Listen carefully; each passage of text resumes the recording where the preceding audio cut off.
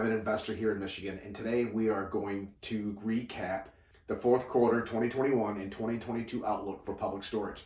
Public Storage is one of the largest REITs out there, and all the REITs recently released their fourth quarter performance and their 2021 recap of the year, and then their 2022 outlook. So we're going to start off with Public Storage. Let's get started. Core free funds from operations, which is cash flow from operations. That's the metric REITs use. That was up $12.93 per share for the year, which is a 21.9% growth from the prior year. So fantastic growth. Same store revenue was up 13.7%, which is similar to quarter three. And they said, what is driving this revenue growth? And it's the message we've been hearing all of 2021 and going into 2022. Existing rates are increasing. Move-in rates are up 19% compared to 2020. And if you go back to 2019, that's up 33%. In-place rents are increasing. Move-in rates are up. In addition, people are now staying longer. We'll talk about that more in a minute. Expenses were up 6 to 8%, mainly due to property tax increases and increase for personnel. These are large, well-manned facilities. They're going to have higher expenses, but they're going to have scale so they can absorb it. Outlook for 2022, free funds from operations. The midpoint of the guidance would be a 17.5% increase. Same store revenue is expected to increase. Occupancy is supposed to tick down a bit. Expenses are expected to increase 6 to 8%, again, driven by higher payroll costs and property taxes. Their growth is going to be the development and acquisition pipeline that they have in place. They're out making all kinds of acquisitions, and these are in some of the largest markets out there. And so that's going to be a driver for them going forward into 2022.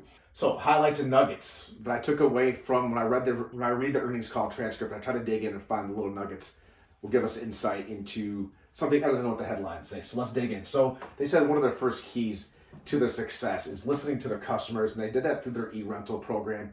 They have an app. They make it really easy to do business. The customers can move in whenever they want from their phone, and that helps drive their customer engagement and obviously their revenue.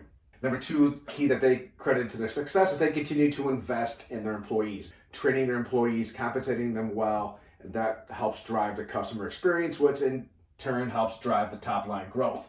Number three would be the decluttering phase. People are still in the process of decluttering. They're working from home still. They need more space. They may be renting.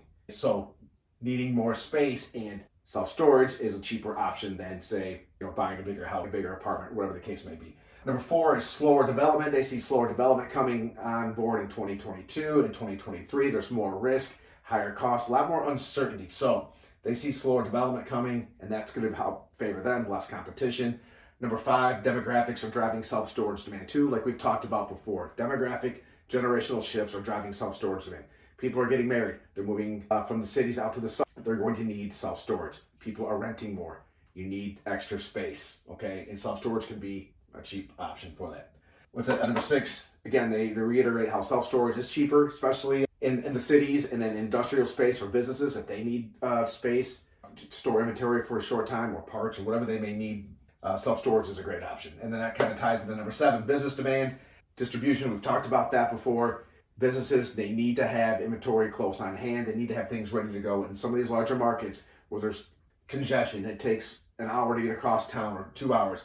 You need to be right there close to their customers, and industrial space is expensive. And that's where self-storage can come in and help fill that void. Before the pandemic, average stay was 33 to 36 months. Now people are staying 40 months, which is well past the 3-year mark. That's amazing. People are staying for 40 months. So once they move in, they'll stay for a long time if you treat them well. Number nine, little tidbit. Public storage big market is LA County. LA County has now lifted all COVID restrictions as it relates to rent increases, and public storage feels that they're going to be able to capitalize on that. And that's going to be a big driver. They said 1 to 2% to the NOI just on being able to raise rents to where they need to be in LA County. Okay. And then occupancy and street rates, we're going to touch on that real quick. Occupancy is at record levels at the end of February. Again, it's all systems are go as we head into 2022. If they can maintain the fourth quarter rents all the way through Q1 and through Q2, that's just going to automatically be year over year growth from those comps from Q1, Q2 2022 to the previous year, 2021. So then from then into Q3 and Q4, they expect it to moderate. Rate increases supposed to moderate, which is not unexpected given that that's going to be the slower time of year. Q3 is when less people are moving. So in summary, they identified three components to what they are backing their outlook. Boom. Customer behavior, like we said before, demographic trends are driving the demand for self-storage. Limited new supply, we touched on that. A lot more risk in development. People are treading carefully. Supply chain issues, there's a lot more risk in development. And then another key to their success is the non-same store portfolio. They're very aggressive. Public Storage has a very large footprint, and their portfolios are in strategic markets and are designed to outperform and outgrow. So from a Public Storage perspective, everything as systems go, they expect rates to moderate a little bit, but there's still going to be strong growth, especially in the markets they operate in. That's all I have for you today. We'll see you on the next call. Go Blue!